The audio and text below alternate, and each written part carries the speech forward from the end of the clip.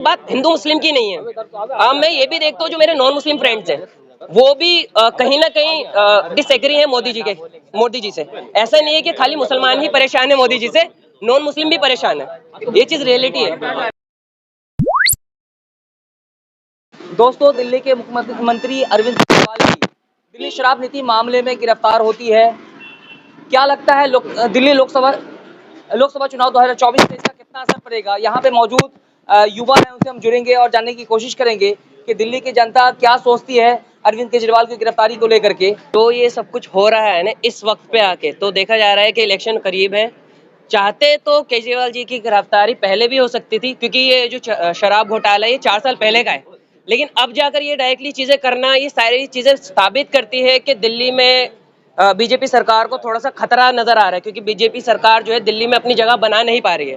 केजरीवाल सरकार ने अपना यहाँ पर एकदम मजबूत एक अपनी जो जगह है बना रखी है, लेकिन बीजेपी का यहाँ पे जगह बन ही नहीं पाती कहीं से कहीं तक। और ये भी देख सकते हैं कि जो एक तरह से प्रमोशन होता है ना इलेक्शन से रिलेटेड कैंपेन वगैरह करना, तो उस चीज को भी रोकना चाह रहा है। अभी हाल फिलहाल में मैं कल परसों न्यूज देख रहा था, आतिशी जी और जो दूसरे भी लोग हैं और साथ साथ में जो केजरीवाल जी का दफ्तर है उसको भी अभी बंद कर दिया गया है, ऐसा भी कुछ मैंने देखा था हाल फिलहाल में।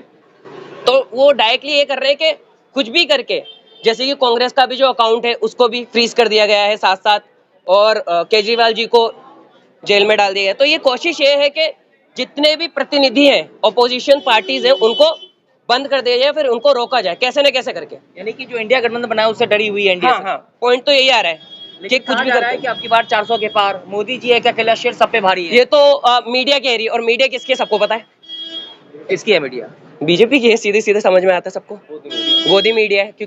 क्योंकि जो बस अभी यूट्यूब पर है ना, जो लोग देख रहे हैं यूट्यूब के थ्रू, सिर्फ वही चल रही है मीडिया, जो एक्चुअल वाली मीडिया है। बाकी आप ये देख सकते हैं कि जितनी भी मेन स्ट्रीम मीडिया है वो पूरी की पूरी बिक चुकी है, चाहे वो आज तक हो, चाहे वो जी न्यूज हो, या फिर कुछ भी हो। लास्ट टाइम मैंने ये देखा था कि जो एनडीटीवी है, जब तक रवीश कुमार जी थे तब तक तो सब चीजें ठीक थी। जैसे ही रवीश कुमार जी ने छोड़ा, क्योंकि अडानी ने मेरे ख्याल से वो भी खरीद लिया था एनडीटीवी वगैरह, ऐसा कुछ सुना था मैंने, उसके बाद तो एनडीटीवी का भी गुड़ गोबर हो चुका है। तो देखा जाए तो मेन स्ट्रीम मीडिया कोई बचा नहीं है। यूट्यूब पे ही कुछ चैनल्स हैं, वही चीजें बेटर हो रही हैं। या तो हम देखते हैं कि अभी हाल फिलहाल में हमने ये देखा था इलेक्ट्रल बॉन्ड के ऊपर काफी सारी चीजें निकल कर आई हैं कि बहुत सारी चीजें ऐसे हैं जो भी घोटाले हो रहे हैं।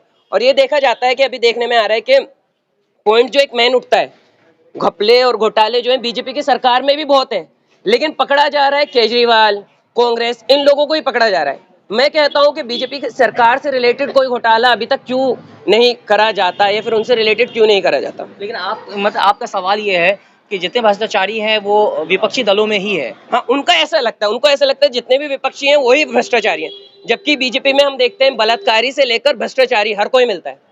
अभी हाल फिलहाल में ये जो हमारा रेसलर्स का जो आंदोलन हुआ था, उन्होंने काफी ज्यादा आवाज भी उठाई थी, उन आंदोलनों को भी दबा दिए गए, किसान आंदोलनों को भी दबा दिए गए, क्योंकि ये कहीं ना कहीं जब भी हम देखते हैं कि किसी के भी खिलाफ आवाज उठाई जा रही है। मेरे को याद है कि एक जो चीज है, शेर दे दो, ठीक है, उसको शेर दे रहे हो, छोटी बच्ची हो ज्यादा चढ़ा रहे हो, उसकी मुराद पूरी पे कर रहे हो, दाओ आप ही मांग रहे हैं, बोला था आपके लिए बोला था तो करेंगे ना चले हम।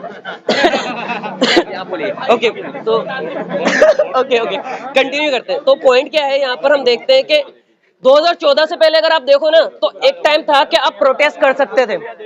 2014 से पहले आप अगर देख सकते थे तो हम देखते थे कि प्रोटेस्ट कर सकते थे। अन्ना हजारे ने एक बड़ा सा आंदोलन करा था, अनशन पे बैठे थे, इतना बड़ा आंदोलन हुआ था, और सब बैठे थे, केजरीवाल जी भी बैठे थे, बहुत सारे लोग सपोर्ट में आए थे। लेकिन अब ऐसा हो चुका है इंडिया में, कोई आप आंदोलन पे बैठ ही नहीं सकते। जहाँ पे भी आपने सोचा कि आंदोलन करोगे, प्रोटेस्ट करोगे, वहां पर पहले हाथ पुलिस आके खड़ी हो जाती है, धारा 144 लगा दिया जाएगा, धारा 144 लगा दी जाती है, या फिर पुलिस आके पहले हाथ खड़ी हो जाती है। मतलब कोई खड़ा ही नहीं हो सकता, प्रोटेस्ट ही नहीं कर सकता। ये तो पूरा अंग्रेजों वाला दौर हो गया। कि मेरे को याद है जब जलियांवाला बाग हत्याकांड हुआ था, ऐसे भी चीजें हुई थी कि वहां पर अगर आप भी एक बंदा भी खड़ा नजर आ गया ना, तो सीधे आपको गोली मारने का आदेश दे दिया जाता था। कांग्रेस नेता राहुल गांधी कहते हैं कि डरा हुआ तानाशाह जो है मृत लोकतंत्र बनाना चाहता है। हाँ तो जी, क्या इनके बातों से आप सहमत हैं? बेशक मैं सहमत हूँ, क्योंकि ये दिखता है कि आप जितना डराओगे ना लोगों को, जितना ज्यादा डराओगे, उतना ज्यादा चीजें जो है आप कंट्रोल में करने की कोशिश करते हो। लेकिन जितना आप डराते हो ना लोगों को, उतने ज्यादा लोग निकल कर आते हैं। एट द एंड इसका नुकसान पड़ेगा बीजेपी सरकार को, इसका नुकसान भुगतना कैसे पड़ेगा? मेरे हिसाब से आपने केजरीवाल जी को बंद कर दिया, कांग्रेस का अकाउंट फ्रीज कर दिया, तो आपको ये नजर आता है कि कहीं ना कहीं पब्लिक के सामने तो सब कुछ आ रहा है ना, तो पब्लिक तो अंधी नहीं है, वो आज देखेगी, कल देखेगी, परसों देखेगी, लेकिन अपने जो वोट है और उसको समझ में आएगा फिर वोट किसको देना है सही मायने में, ये चीज क्लियरली समझ में आ जाएगी। लोकसभा चुनाव 2024 में बदलाव होना चाहिए, बेशक होना चाहिए। क्या लगता है मोदी नहीं तो कौन? सीधे सीधे मैं कहूंगा राहुल गांधी जी आना चाहिए, राहुल गांधी। इंडिया गठबंधन आना चाहिए। हाँ जी, हाँ जी। लेकिन पहले से दावा किया जा रहा है आपकी बार 400 के पार। ये दावा तो मीडिया कर रही है ना, गोदी मीडिया कर रही है, और गोदी मीडिया एक तरफा है। अब बड़े बड़े बैनर देखेंगे दिल्ली में, कहीं भी जाएंगे देखो आपकी भाई, बार 400 के मैं इसके बारे में कहूंगा, अगर होना चाहिए चुनाव ईवीएम से नहीं होना चाहिए। ईवीएम से चुनाव होगा तो फिर ये तो कुछ भी कर लेंगे, क्योंकि सब इन्हीं के हाथ में है। चुनाव ईवीएम से नहीं। पूरी मशीन की खुद की है तो क्या ये चुनाव जीतेंगे? ये जीत रहे, पूरी ईवीएम खरीद रखी है इन्होंने अपने पास ही। तो गठबंधन केजरीवाल जो है जेल से भी वहां से संदेश देते हैं, और जो दिल्ली वासी है उसको लेकर के चिंतित हैं। कहा जा रहा है कि मैं तो जेल के अंदर हूं, लेकिन फिर भी मुझे अपने जनता की फिक्र है।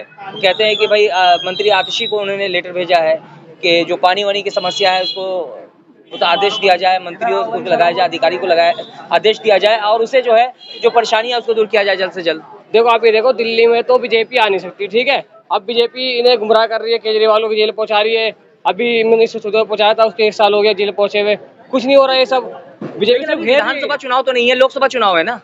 हाँ तो लोकसभा चुनाव में राहुल गांधी लोकसभा चुनाव में कितने सीटें हैं? देखो मैं सीधे कहूंगा, ये मेरे को आइडिया नहीं है कितनी सीटें हो सकती है, लेकिन मैं ये जरूर कह सकता हूँ कि राहुल गांधी जी जीत सकते हैं, क्योंकि इस बार उन्होंने काफी ज्यादा अच्छी परफॉर्मेंस दी भी है। मैं एक सीधी सी चीज देखता हूँ कि राहुल गांधी जी का ना, कभी आप इंटरव्यू देखना, लोगों ने गोदी मीडिया ने उनके जो इंटरव्यूज है ना उनको काट काट के या फिर उनके डायलॉग्स को काट काट के यूट्यूब पे प्रेजेंट करा है, जहां पर गलत तरीके से उनको पोर्ट्रे करा गया है। ऐसी काफी सारी जो गलत वर्ड्स हैं मोदी जी के मुंह से भी निकलते हैं, राहुल गांधी जी के मुंह से भी निकले होंगे, मैं मानता हूँ इस चीज को, लेकिन किस तरह से आपने पोर्ट्रे करा है वो चीज इंपॉर्टेंट है। आप कभी भी ना उनका पूरा इंटरव्यू देखेंगे तो आपको समझ में आएगा कि वो एक इंटेलेक्चुअल पर्सन है, और मेरे हिसाब से तो राहुल गांधी जी सपोर्टिव एक बेस्ट पीएम के नजर से मैं देखता हूँ उनको, क्योंकि आना चाहिए इंडिया गठबंधन को आना चाहिए, और मेरे हिसाब से तो राहुल गांधी हो सकते हैं। लेकिन मोदी जी तो कहते हैं सबका साथ, सबका विकास, सबका विश्वास है, लेकिन फिर मुसलमान क्या लगता है कि मुसलमान जो मोदी जी के साथ या भारतीय जनता पार्टी के साथ जाएगा? देखिए बात हिंदू मुस्लिम की नहीं है, मैं ये भी देखता हूँ जो मेरे नॉन मुस्लिम फ्रेंड्स हैं वो भी कहीं ना कहीं डिसएग्री है मोदी जी से।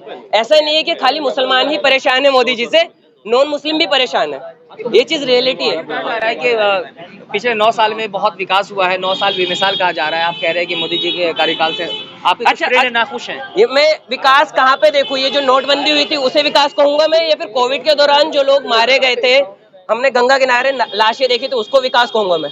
तो विकास क्या है ये? इस हिसाब से तो विकास है ही नहीं, कुछ भी विकास नहीं हुआ है। एक तरह से देखा जाए तो चीजें जो है खराब ही हुई हैं।